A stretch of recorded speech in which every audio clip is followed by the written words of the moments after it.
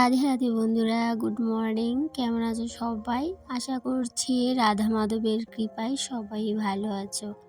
গিন্নিশালা রান্নাঘর ব্লগস থেকে আমি রূপা তোমাদের সবাইকে আবারও অনেক অনেক ভালোবাসা ও ওয়েলকাম জানিয়ে আজকের সকালটা শুরু করলাম। এই কটা দিন ধরে রাতের বাসনগুলো মাজতে পারি না, যেহেতু বৃষ্টি যখন তখন চলে আসছে। তো তাই জন্য সকালে উঠেই কিন্তু রাতের বাসনগুলো মাজতে হচ্ছে এই কটা দিন ধরে। তারপর রান্নাঘরে এসে সবার প্রথমে ছেলের জন্য হরলিক্সটা করে নিয়েছি, এবার নিজের জন্য একটু চা করে নেব। মুখোশের আড়ালে যেমন আসল চেহারাটা বেশি দিন লুকিয়ে রাখা যায় না, তেমনই অবস্থা হয়েছে আমার। সকালবেলা দুধ চা না খাওয়ার লোভটাকে আর বেশি দিন দমিয়ে রাখতে পারিনি। সকালবেলা কড়া করে চা না খেতে পারলে সারা দিন শরীরে একদমই কাজ করার এনার্জি পায় না। তাই সকালবেলা দুধ চাটাকে একটু কড়া করে খেতেই হয়।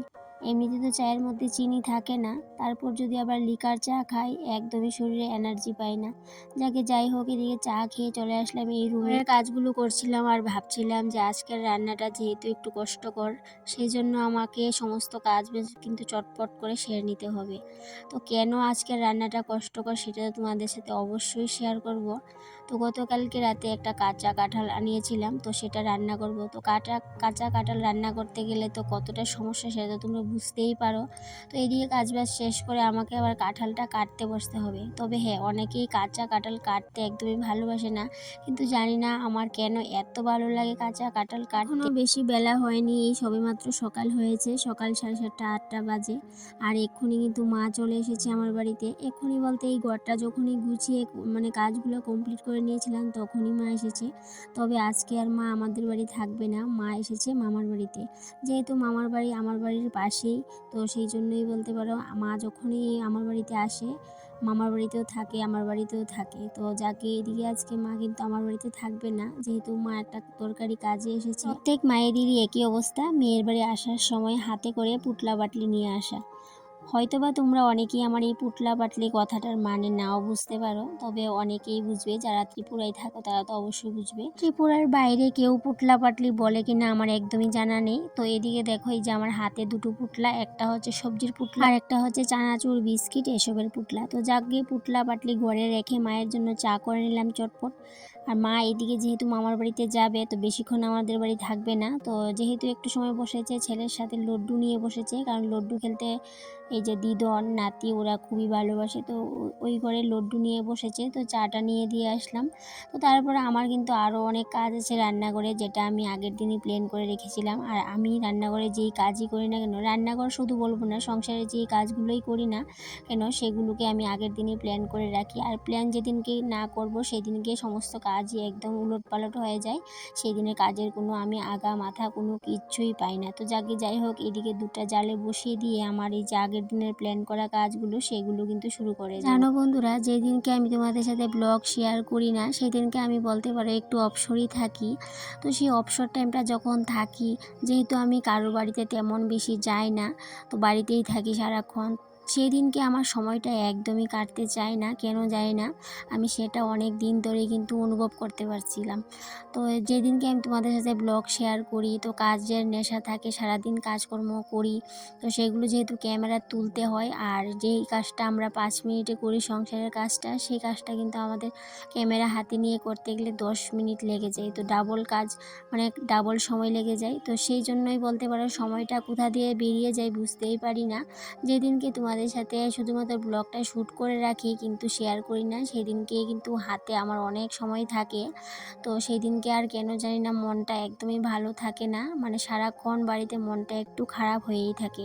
তো যাই হোক, এদিকে দেখো রাতের বেলা প্ল্যান করে রেখেছিলাম এই লাল ড্রামটাকে আজকে পরিষ্কার করব। কেন কি, যেহেতু আমাদের সাপ্লাইয়ের জলের মধ্যে অনেক আয়রন আছে, তো সেই আয়রনগুলো না সপ্তাহে একটা দিন এই ড্রামটাকে পরিষ্কার করতে হয়। একটা জিনিস লক্ষ্য করেছো যে আমি যতবার এই ড্রামটা থেকে জল তুলছি ততবারই কিন্তু আমাকে এই যে ব্যান্ড হয়ে জলটা তুলতে হচ্ছিল ড্রাম থেকে। তো আগে যখন কোমরে ব্যথা ছিল তখন তো কোনো প্রশ্নই উঠে না এইভাবে করে আমার নুয়ে জল তোলা। তো আর এখন দেখো, যেহেতু কোমরে ব্যথাটা নেই, আমি কিন্তু অনায়াসেই এই যে নুয়ে বসে সমস্ত কাজবাজ করতে পারি। তো আমার কোমর ব্যথাটা কীভাবে কমেছে সেটা তো তোমাদের সাথে শেয়ার করেছিলাম। এই যে আমি যেহেতু প্রত্যেক দিন ব্যায়াম করি, আর এই ব্যায়ামের কারণেই বলতে পারো অনেকটাই কিন্তু শান্তিতে আছি, যেহেতু ব্যথা ব্যথা নেই। আর ব্যথা থাকলে বুঝতেই পারো, যার ব্যথা আছে সেই বুঝতে পারবে কতটা ভয়ানক কষ্ট। কারণ যাদের কোমর ব্যথা হয়েছে তারাই সেটা কিন্তু অনুভব করতে পারবে।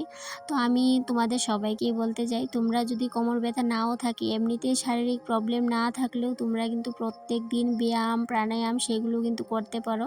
তাহলে আর কোনো দিনও কিন্তু কোনো রোগ শোক একদমই শরীরে বাসা বাঁধবে না। আমি কিন্তু সেটা বেশ ভালোই এখন বুঝে গেছি। আর আমি কিন্তু প্রত্যেক দিনই ব্যায়ামগুলো করি, কোমর ব্যথার ব্যায়ামগুলো। তার সাথে আমি প্রাণায়ামগুলোও কিন্তু করি। যতটুকু সময় পাই ততটুকু সময় দিয়েই করি, তবে সব দিন সম্ভব হয় না। তো যাকগে, অনেকগুলো কথা তোমাদের সাথে শেয়ার করে নিলাম। এদিকে এতগুলো কাজ করতে করতে আমার না ভীষণ ক্ষুধা লেগে গিয়েছিলো। তো এতক্ষণ কিন্তু ক্ষুধার পেট নিয়েই কিন্তু আমি সমস্ত কাজবাজ করছিলাম। তারপরে এই যে জল ভাতের মধ্যে পেঁয়াজ লঙ্কা দিয়ে ভালো করে মেখে একদম চুটিয়ে খেয়ে নিয়েছিলাম। আর নামবো যুদ্ধে, এই যে কাঁঠাল কাটার যুদ্ধে। তবে হ্যাঁ, কাঁঠাল কাটতে গেলে আমাকে যুদ্ধ করতে হয় না, কারণ আমি কাঁঠাল কাটতে ভীষণ ভালোবাসি। তো এদিকে যখনই আমি কাঁঠালটা কাটতে যাব তখন এই যে বৃষ্টি চলে আসলো। আর এত সুন্দর দিন ছিল সকাল থেকে, এদিকে এমন বৃষ্টি শুরু হয়েছে অনেক সময় পর্যন্তই বলতে পারো, একটু বৃষ্টি তুফানের মতো হয়েছে। তারপর ঘরেই ছিলাম, ছেলে এদিকে প্রাইভেটে চলে গেছে। তারপর যখনই বৃষ্টিটা একটু কমেছে তারপর কাঁঠালটা কেটে ঘরে রেখে সোজা চলে গেলাম স্নানে। স্নান সেরে পুজো দিয়ে আবার সোজা চলে আসলাম রান্না করে, যেটা আমার ভীষণ শান্তির জায়গা। আর এদিকে দেখো ভাত করেছি। আর তার আগে আমি যখন স্নানে গেছিলাম তখন কিন্তু হাজব্যান্ডও বাড়ি চলে এসেছিলো।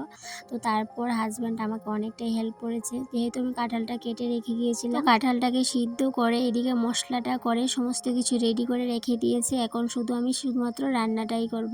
তো এদিকে চটপট করে কাঁঠাল তরকারিটা করে নেব। এদিকে তো ছেলে এখনও কিন্তু বাড়িতে আসেনি। তো এদিকে চটপট করে কাঁঠাল তরকারিটা করে ভাতটা খেয়ে নিতে হবে, কারণ যেদিনই বাড়িতে কাঁঠাল তরকারি রান্না হবে সেই দিনকে আমার কেন জানি না এত খিদে লাগে, বুঝতেই পারি না। কারণ যেহেতু কাঁঠাল তরকারিটা আমার ভীষণ প্রিয়, ভীষণ ভালোবাসি। কাঁঠাল তরকারিটা যদি স্বাদ নাও হয়, টেস্ট নাও আসে, তারপরেও আমার কাছে ভীষণ প্রিয়।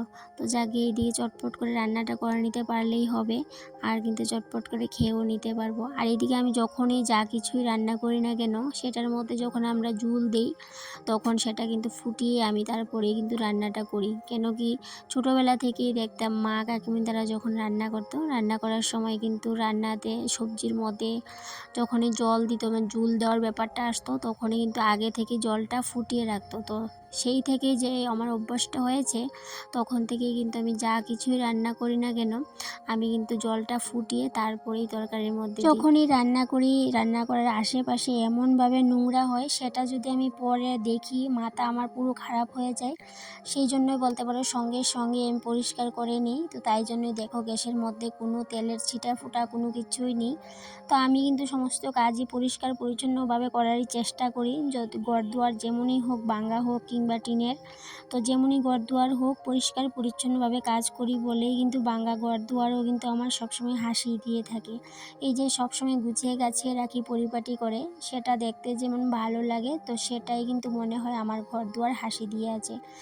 যাই হোক, এদিকে দেখো তোমাদের সাথে আর একটা কথা বলা হয়নি। যখন আমি রান্নাঘর থেকে বেরিয়ে এদিকে এই ঘরে আসলাম, মানে আসছিলাম, তখন দেখি হঠাৎ করে একটা বিরাট বড় একটা সাপ এই যে আমার ঠাকুর ঘরে ঢুকেছে। মানে এতটা ভয় লাগছিল দেখে, তখন কি করব, তখন কিন্তু আমি কি করলাম, শুকনা লঙ্কা কতগুলো এই যে আগুন দিয়ে জ্বালিয়ে দিয়েছি। শুকনা লঙ্কা পুরার এই যে ধোঁয়াটা, সেটা নাকি সাপ সহ্য করতে পারে না। আর যেখানেই সাপ থাকে, যদি সাপের আশেপাশে ওই গন্ধটা যায় তাহলে নাকি সাপ সেখান থেকে পালিয়ে যায়। তো সেই জন্য এই ধোঁয়াটা অনেক সময় দিয়েছিলাম ঠাকুর ঘরে, কিন্তু সাপের দেখা আমি আর কোথাও পাইনি।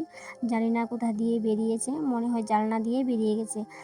যাই হোক, এদিকে তারপর আমার অনেকটাই ভয় করছিল ঠাকুর ঘরে যেতে। তো অনেক সময় কিন্তু আমি ঠাকুর ঘরের সামনেই ছিলাম, দেখছিলাম কোথা দিয়ে বের হয়, কিন্তু মানে ঠাকুর ঘর থেকে সাপটা কিন্তু একদমই বের হয়নি। মনে হয় এটা পেছন দিক দিয়ে বেরিয়ে গেছে, যেহেতু এটা মানে বড় একটা সাপ, তো সেটা কিন্তু ওয়াল বেয়ে কিন্তু উঠতে পারে উপরের দিকে। তো সেটা আমি দেখেছিলাম, তো মনে হয় জানলা দিয়ে বেরিয়ে গেছে। বলতে বলতে কখন যে ব্লগের শেষ পর্যায়ে চলে আসলাম একদমই বুঝতে পারিনি বন্ধুরা। তাহলে আজকে আসি বন্ধুরা, আবারও দেখা হবে তোমাদের সাথে পরবর্তী কোনো একটা ব্লগে। ততক্ষণে তোমরা ভালো থেকো, সুস্থ থেকো, আর এইভাবে আমার পাশে থেকো। তাহলে বন্ধুরা আজকে আসি, টাটা।